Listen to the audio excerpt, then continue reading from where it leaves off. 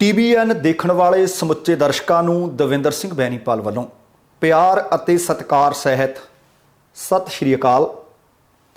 ਕਹਾਣੀ ਸੰਸਾਰ ਵਿੱਚ ਤੁਹਾਡਾ ਸਭਨਾਂ ਦਾ ਨਿੱਘਾ ਸਵਾਗਤ। ਦੋਸਤੋ, ਅੱਜ ਕਹਾਣੀ ਪੇਸ਼ ਕਰਾਂਗੇ ਹਰਦੀਪ ਗਰੇਵਾਲ ਤਰੀਕੇ ਵਾਲੇ ਦੀ ਲਿਖੀ ਹੋਈ। ਕਹਾਣੀ ਦੇ ਵਿੱਚ ਮਰੀ ਜ਼ਮੀਰ ਦਾ ਜ਼ਿਕਰ ਹੈ, ਭੁੱਖੀ ਨੀਤ ਦਾ ਜ਼ਿਕਰ ਹੈ ਤੇ ਸੂਏ ਵਾਲੀ ਟਾਹਲੀ ਦਾ ਜ਼ਿਕਰ ਹੈ। ਬਹੁਤ ਖੂਬਸੂਰਤ ਕਹਾਣੀ ਹੈ। ਤੁਹਾਨੂੰ ਆਲੇ ਦੁਆਲੇ ਸਮਾਜ ਦੇ ਵਿੱਚ ਜੋ ਤਾਣਾ ਪੇਟਾ ਜਿਹਾ ਉਲਝਿਆ ਪਿਆ ਹੈ, ਲੱਗੂ ਕਿ ਇਹ ਸਾਰਾ ਕੁਝ ਤੁਹਾਡੇ ਆਲੇ ਦੁਆਲੇ ਹੋਇਆ ਹੈ। ਪਾਲੀ ਨੇ ਕਵੇਲੇ ਜੇ ਆ ਕੇ ਪ੍ਰੋਫੈਸਰ ਦਵਿੰਦਰ ਸਿੰਘ ਦਾ ਬੂਹਾ ਖੜਕਾਇਆ। ਓਏ ਪ੍ਰੋਫੈਸਰ ਆ, ਘਰੇ ਹੀ ਆ। ਦਵਿੰਦਰ ਸ਼ਹਿਰ ਦੇ ਕਾਲਜ ਵਿੱਚ ਨਵਾਂ ਪ੍ਰੋਫੈਸਰ ਲੱਗਿਆ ਸੀ ਤੇ ਪਾਲੀ ਮਜ਼੍ਹਬੀਆਂ ਦਾ ਮੁੰਡਾ ਸੀ। ਦਵਿੰਦਰ ਤੇ ਪਾਲੀ ਦੋਵੇਂ ਇੱਕੋ ਹੀ ਪਿੰਡ ਦੇ ਸੀ। ਦੋਵੇਂ ਪੜ੍ਹਨ ਵਿੱਚ ਹੁਸ਼ਿਆਰ ਵੀ ਸੀ।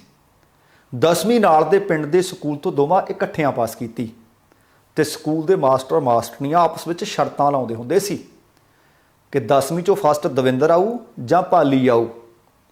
ਪਰ ਜਦੋਂ ਰਿਜ਼ਲਟ ਆਇਆ ਤਾਂ ਪਾਲੀ ਬਾਜ਼ੀ ਮਾਰ ਗਿਆ। ਦਵਿੰਦਰ ਦੂਸਰੇ ਸਥਾਨ ਤੇ ਰਿਹਾ। ਪਰ ਪਾਲੀ ਘਰ ਦੀ ਗਰੀਬੀ ਕਰਕੇ ਆਪਣੀ ਪੜ੍ਹਾਈ ਜਾਰੀ ਨਾ ਰੱਖ ਸਕਿਆ। ਉਹਦਾ ਬਾਪ ਨਾ ਹੋਣ ਕਰਕੇ ਉਸ ਦੀ ਮਾਂ ਨੇ ਉਹਨੂੰ ਪਿੰਡ ਵਿੱਚ ਕਿਸੇ ਨਾਲ ਸਾਂਝੀ ਰਲਾਤਾ। ਫਿਰ ਛੇਤੀ ਵਿਆਹ ਵੀ ਕਰਤਾ।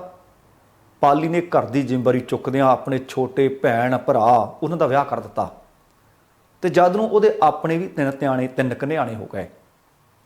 ਦਵਿੰਦਰ ਅਜੇ ਕੁਆਰਾ ਹੀ ਸੀ। ਉਹਨੂੰ ਸੀ ਕਿ ਪਹਿਲਾਂ ਨੌਕਰੀ ਤੇ ਲੱਗੇ ਤੇ ਫਿਰ ਵਿਆਹ ਕਰਾਊ। ਦਵਿੰਦਰ ਦਾ ਜਾ ਕੇ ਬੂਹਾ ਖੜਕਦਾ ਹੈ ਤੇ ਬੂਹਾ ਖੁਦ ਦਵਿੰਦਰ ਆ ਕੇ ਖੋਲਦਾ ਹੈ। ਆ ਬਈ ਪਾਲੀ, ਇਸ ਵੇਲੇ ਕਿਵੇਂ ਆਉਣੇ ਹੋਏ? ਤੂੰ ਤਾਂ ਯਾਰ ਮਿਲਣੋਂ ਗਿਲਣੋਂ ਹੀ ਰਹਿ ਗਿਆ ਜਦ ਦਾ ਪੜ੍ਹਨੋਂ ਹਟਿਆ। ਉਹ ਮਿਲਣਾ ਕਾਹਦਾ ਯਾਰ, ਸਾਲੀਆਂ ਕਬੀਲਦਾਰੀਆਂ ਹੀ ਲੋਟ ਨਹੀਂ ਆਉਂਦੀਆਂ। ਮੈਂ ਕਿਹਾ ਚੱਲ ਤੈਨੂੰ ਪ੍ਰੋਫੈਸਰ ਲੱਗੇ ਦੀਆਂ ਵਧਾਈਆਂ ਤਾਂ ਦਿਆਵਾਂ। ਹੁਣ ਵਧਾਈਆਂ ਦਰਾਂ 'ਚ ਖੜਾ ਹੀ ਦੇਈ ਜਾਏਗਾ। ਚੱਲ ਆ ਜਾ ਅੰਦਰ ਤਾਂ ਆ ਜਾ ਹੁਣ। ਦਵਿੰਦਰ ਨੇ ਪਾਲੀ ਨਾਲ ਹੱਥ ਮਿਲਾਇਆ ਤੇ ਹੱਥ ਛੱਡਿਆ ਹੀ ਨਹੀਂ ਤੇ ਉਹਨੂੰ ਬਾਹਰਲੇ ਗੇਟ ਤੋਂ ਘਰ ਦੇ ਅੰਦਰ ਤੱਕ ਖਿੱਚ ਲਿਆਇਆ। ਵਰਾਂਡੇ 'ਚ ਰੱਖੀਆਂ ਕੁਰਸੀਆਂ ਤੇ ਦੋਵੇਂ ਜਾਣੇ ਬੈਠ ਗਏ। ਬੇ ਪੁੱਤ, ਦੁੱਧ ਲਿਆਵਾਂ ਕਿ ਰੋਟੀ ਖਾਏਗਾ? ਦਵਿੰਦਰ ਦੀ ਮਾਂ ਨੇ ਚੁੱਲ੍ਹਿਆਂ ਵਿੱਚ ਬੈਠੀ ਨੇ ਪੁੱਛ ਹੀ ਲਿਆ। ਬੀਬੀ ਸਤਿ ਸ੍ਰੀ ਅਕਾਲ, ਮੈਂ ਦੇਖਿਆ ਨਹੀਂ ਸੀ ਤੁਹਾਨੂੰ। ਖਾਣਾ ਪੀਣਾ ਤਾਂ ਮੈਂ ਕੁਝ ਨਹੀਂ, ਕਈ ਦਿਨਾਂ ਦਾ ਸੋਚੀ ਜਾਂਦਾ ਸੀ ਕਿ ਦਵਿੰਦਰ ਨੂੰ ਨੌਕਰੀ ਮਿਲਦੀਆਂ ਵਧਾਈਆਂ ਦਿਆਵਾਂ। ਨਾਲੇ ਮੈਂ ਤਾਂ ਬੀਬੀ ਘਰੇ ਛੇਤੀ ਜਾਣਾ ਹੈ। ਘਰ ਵਾਲੀ ਕਹਿੰਦੀ ਤੀ ਕਿ ਆਟਾ ਮੁੱਕਿਆ ਹੋਇਆ ਹੈ, ਜੇ ਦੁਕਾਨ ਤੋਂ ਲੈ ਕੇ ਜਾਊਂ ਤਾਂ ਰੋਟੀ ਪੱਕੂ, ਨਹੀਂ ਤਾਂ ਨਿਆਣੇ ਭੁੱਖੇ ਸੌਣਗੇ। ਚੱਲ ਪੁੱਤ, ਤੇਰੀ ਮਰਜ਼ੀ ਹੈ। ਦੁੱਧ ਦਾ ਗਲਾਸ ਤਾਂ ਜ਼ਰੂਰ ਪੀ ਕੇ ਜਾਈਂ। ਦਵਿੰਦਰ ਤੇ ਪਾਲੀ ਨਿੱਕੇ ਹੁੰਦਿਆਂ ਨੇ ਇਕੱਠਿਆਂ ਖੇਡਣਾ, ਇਕੱਠਿਆਂ ਸਕੂਲ ਦਾ ਕੰਮ ਕਰਨਾ।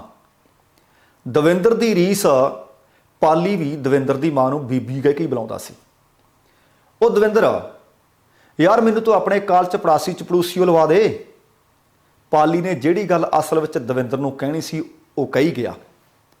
ਦਵਿੰਦਰ ਨੇ ਥੋੜਾ ਸੋਚਿਆ ਤੇ ਫਿਰ ਬੋਲਿਆ, ਬਈ ਇਹ ਕੰਮ ਤਾਂ ਪ੍ਰਿੰਸੀਪਲ ਦੇ ਹੱਥ ਵਸ ਹੁੰਦਾ ਹੈ। ਮੈਂ ਤਾਂ ਹਲੇ ਆਪ ਨਵਾਂ ਹੈ। ਤੂੰ ਐਂ ਕਰ, ਗੁਆਂਢੀ ਪਿੰਡ ਦੇ ਸਰਪੰਚ ਨਰੈਣ ਸਿੰਘ ਕੋਲ ਜਾ। ਪ੍ਰਿੰਸੀਪਲ ਇੱਕ ਦਿਨ ਮੈਨੂੰ ਦੱਸਦਾ ਸੀ ਕਿ ਨਰੈਣ ਸਿੰਘ ਉਹਦਾ ਬੇਲੀ ਆ, ਉਹ ਤੇਰਾ ਕੰਮ ਕਰ ਦੂ। ਜੇ ਉਹਨੇ ਹਾਮੀ ਨਾ ਭਰੀ ਤਾਂ ਫਿਰ ਆਪਾਂ ਕੋਈ ਜੁਗਾੜ ਕਰਕੇ ਦੇਖ ਲਾਂਗੇ। ਹਾਂ, ਗੱਲ ਤਾਂ ਤੇਰੀ ਠੀਕ ਹੈ। ਚੱਲ ਮੈਂ ਤੜਕੇ ਹੀ ਜਾਊਂ, ਨਾਲੇ ਸਰਪੰਚਾਂ ਨੂੰ 100 ਕੰਮ ਹੁੰਦੇ ਆ ਦਿਨੇ ਤਾਂ। ਪਾਲੀ ਨੇ ਦੁੱਧ ਦਾ ਗਲਾਸ ਪੀਤਾ ਤੇ ਘਰ ਨੂੰ ਹੋ ਤੁਰਿਆ। ਨਾਲੇ ਆ ਇਕੱਲੇ ਦੁੱਧ ਦੇ ਗਲਾਸ ਨਾਲ ਨਹੀਂ ਸਰਨਾ ਮਿੱਤਰਾ, ਤਾਂ ਇੱਥੋਂ ਪਾਰਟੀ ਗੱਡਮੀ ਲਊਂ ਪੂਰੀ। ਪਾਲੀ ਜਾਂਦਾ ਜਾਂਦਾ ਆਪਣੇ ਸੁਭਾਅ ਦੇ ਮੁਤਾਬਕ ਦਵਿੰਦਰ ਨੂੰ ਟਾਂਚ ਵੀ ਮਾਰੀ ਗਿਆ। ਅਗਲੇ ਦਿਨ ਪਾਲੀ ਨਾਲ ਦੇ ਪਿੰਡ ਦੇ ਸਰਪੰਚ ਨਰੈਣ ਸਿੰਘ ਦੇ ਘਰ ਜਾ ਵੱਜਿਆ। ਸਾਰੀ ਗੱਲ ਸੁਣ ਕੇ ਨਰੈਣ ਸਿੰਘ ਨੇ ਕਿਹਾ, ਕੋਈ ਨਾ ਬੇਟਾ, ਮੈਂ ਚੱਲੂ ਤੇਰੇ ਨਾਲ, ਪ੍ਰਿੰਸੀਪਲ ਨਾਲ ਗੱਲ ਕਰ ਲਵਾਂਗੇ। ਨਾਲੇ ਮੈਂ ਵੀ ਪ੍ਰਿੰਸੀਪਲ ਨੂੰ ਕਾਫੀ ਦੇਰ ਦਾ ਮਿਲਿਆ ਨਹੀਂ, ਸਾਨੂੰ ਮਿਲਿਆ ਨੂੰ ਦੇਰ ਹੋ ਗਈ। पर तू ऐ करी, जाण वास्ते कोई गड्डी गुड्डी का इंतजाम कर लवेगा ना? हाँ जी हाँ जी, वो कर लिया। कोई फिक्र ना करो जी, गड्डी मैं कर लूँ। तुसी दसो तुहाडे कोल किहड़े दिन का समय? आपां अगले सोमवार चलदे हां। नारायण सिंह ने कुछ सोच के जे जवाब दे दिता।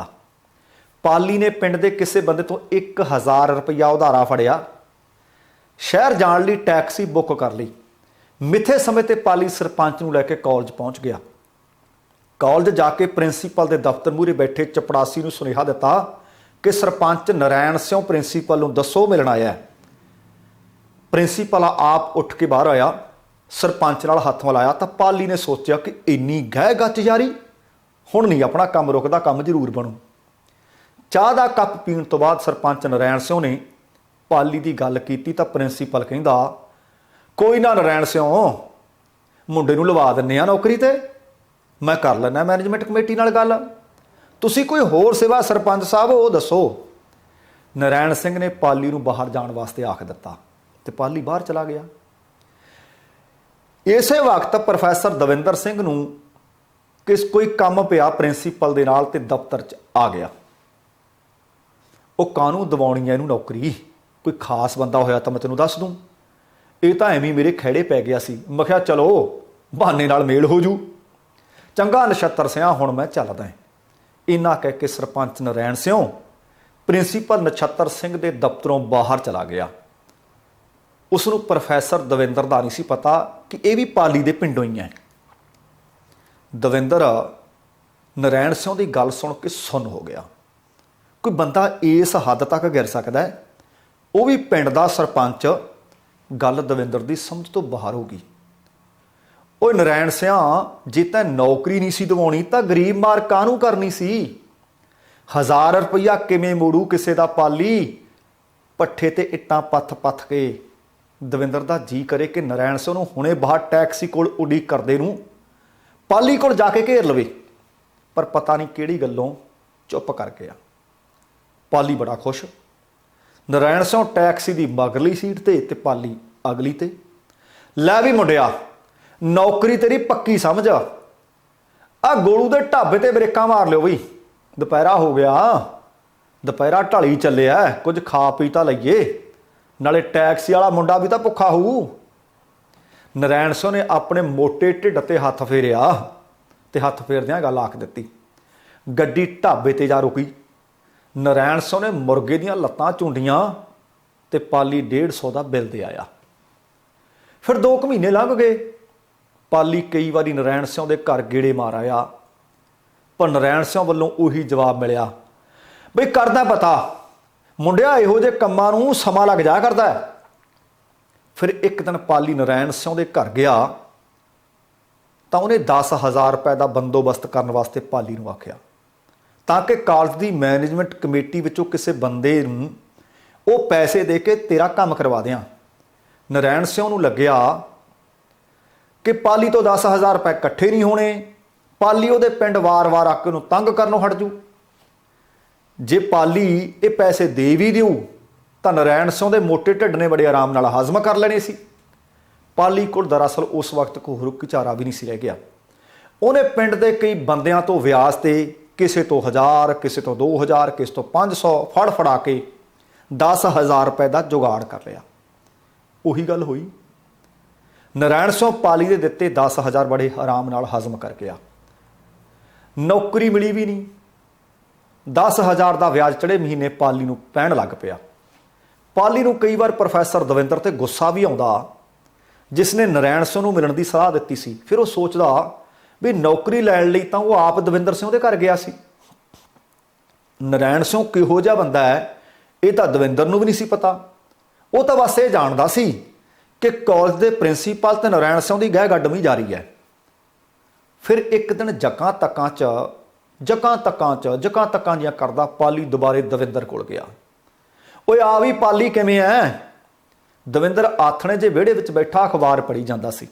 प्रोफैसर आ की दसां यार, नौकरी तां कादी मिलनी सी, उत्तों आ मोटी जी गाल कढ के कहंदा करजा होर सिर चढ़ गया। पाली बरांडे विच पई कुर्सी चुक के दविंदर कोल आ बैठिया। ਕਾਹਦਾ ਕਰਜ਼ਾ ਪਾਲੀ, ਤੂੰ ਕੀ ਕਹੀ ਜਾਂਦਾ? ਦਵਿੰਦਰ ਨੇ ਪਾਲੀ ਦੇ ਚਿਹਰੇ ਵੱਲ ਗਹਿਰੀ ਨਿਗਾਹ ਨਾਲ ਵੇਖਿਆ। ਜਦੋਂ ਪਾਲੀ ਨੇ ਸਾਰੀ ਗੱਲ ਦੱਸੀ ਤਾਂ ਦਵਿੰਦਰ ਦੇ ਅੱਖਾਂ ਮੂਹਰੇ ਨਰੈਣ ਸਿੰਘ ਦੇ ਪ੍ਰਿੰਸੀਪਲ ਨੂੰ ਕਹੇ ਸ਼ਬਦ ਘੁੰਮਣ ਲੱਗੇ। ਨੌਕਰੀ ਕਾਹਨੂੰ ਦਿਵਾਉਣੀ ਐ ਇਹਨੂੰ, ਇਹ ਤਾਂ ਮੇਰੇ ਖਹਿੜੇ ਪਿਆ ਸੀ ਕਈ ਦਿਨ ਤੋਂ, ਮੈਂ ਸੋਚਿਆ ਇਸੇ ਬਹਾਨੇ ਆਪਣਾ ਮੇਲ ਹੋ ਜੂ। ਪਾਲੀ ਯਾਰਾ ਗਰੀਬ ਮਾਰ ਹੋ ਗਈ ਤੇਰੇ ਨਾਲ, ਤਾਂ ਮੈਨੂੰ ਤਾਂ ਉਸ ਦਿਨ ਹੀ ਪਤਾ ਲੱਗ ਗਿਆ ਸੀ ਜਦੋਂ ਤੂੰ ਨਰੈਣ ਸਿੰਘ ਨੂੰ ਲੈ ਕੇ ਕਾਲਜ ਆਇਆ ਸੀ।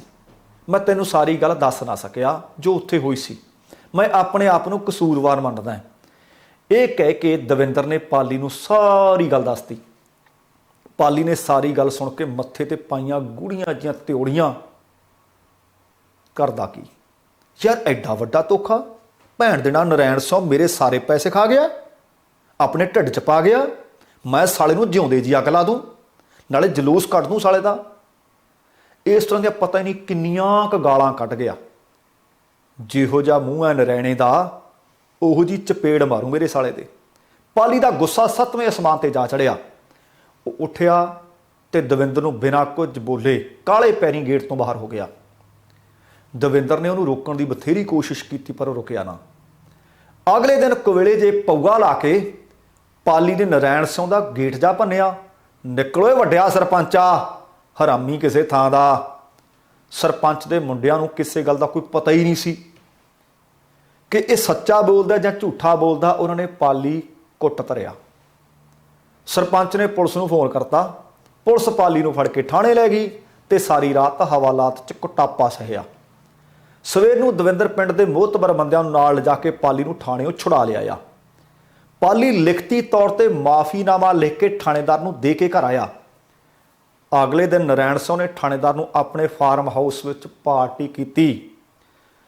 ਪਾਲੀ ਕਹਿੰਦਾ ਰਿਹਾ ਸਰਪੰਚ ਮੇਰੇ ਪੈਸੇ ਖਾ ਗਿਆ, ਪਰ ਸੁਣਨ ਵਾਲਾ ਕੋਈ ਨਹੀਂ ਸੀ।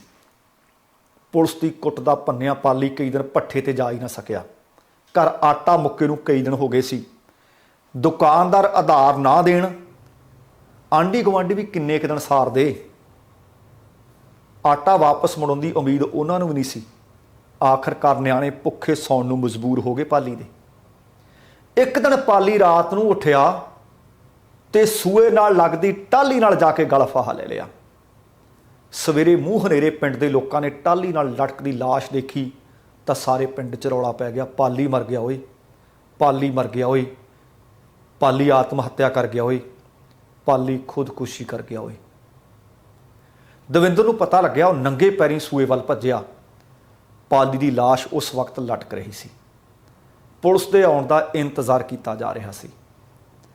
ਦਵਿੰਦਰ ਨੇ ਲੋਕਾਂ ਦੇ ਰੋਕਦੇ ਹੋਏ ਵੀ ਪਾਲੀ ਦੇ ਪੈਰ ਜਾ ਫੜੇ, ਘੁੱਟ ਕੇ ਆਪਣੀ ਹਿੱਕ ਨਾਲ ਲਾ ਲਏ।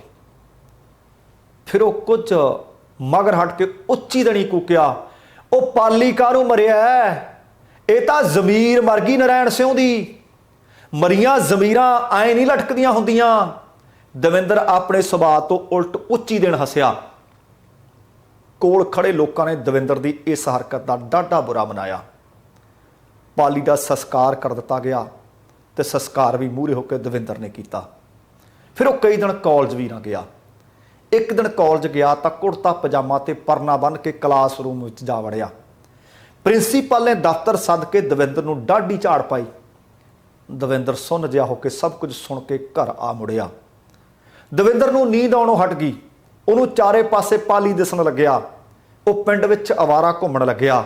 ਸਿਰ ਦੇ ਵਾਲ ਖੁੱਲੇ ਤੇ ਤੇੜ ਕਸ਼ਹਿਰਾ, ਜਾਂ ਕਦੇ ਕੁੜਤਾ ਪਾ ਲੈਂਦਾ, ਕਦੇ ਕਦਾਈ ਸੂਈ ਵਾਲੀ ਟਾਹਲੀ ਥੱਲੇ ਬਹਿ ਕੇ ਉੱਚੀ ਉੱਚੀ ਰੋਂਦਾ, ਉੱਚੀ ਉੱਚੀ ਕੂਕਦਾ, ਓਏ ਲੋਕੋ ਨਰੈਣ ਸਿੰਘ ਦੀ ਜ਼ਮੀਰ ਮਰ ਗਈ ਓਏ, ਮਰ ਗਿਆ ਓਏ ਨਰੈਣ ਸਿੰਘ।